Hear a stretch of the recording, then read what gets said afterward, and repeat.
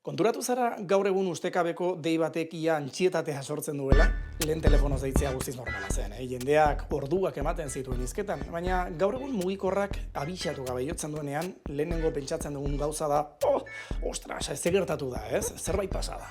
Eta bitxia da, ze teknikoki inoiz baino konektatuago gaude. WhatsAppa, Instagrama, audioak, bideodeiak, ez dakit denatuko.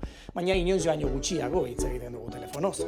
Hainbat ikerketek erakutsi dute zeta belaunaldiak telefono deiak alduen neurrian saiestu egin nahi dituela. Gazte askok nahiago izaten dute mezu bat, audio bat edo meme bat bidali bat zuzenean ditu baino.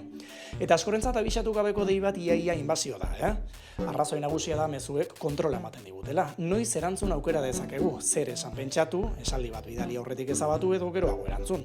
Dei batek ez, dei batek berehalako arreta eskatzen du. Egiten ari zarena eten egiten du. Gainera telefonoz hitz egiteak improvisazioa eskatzen du eta momentuan reakzionatzea eta isilune deserosoak kudeatzen jakitea eta hori mezu azkar bat idaztea baino estresagarriago da askorentzat.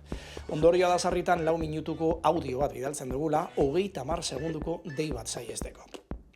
Eta azkenean lehen egunerokoa zen zerbait, iaia larrialdi egoera bihurtu dugu. Izan ere gaur egun dei batek normalean bi gauza esan nahi ditu. Edo lana da, edo zerbait gaizki doa. Hiru, telefono konpainiak eskaintza bat egin nahi du.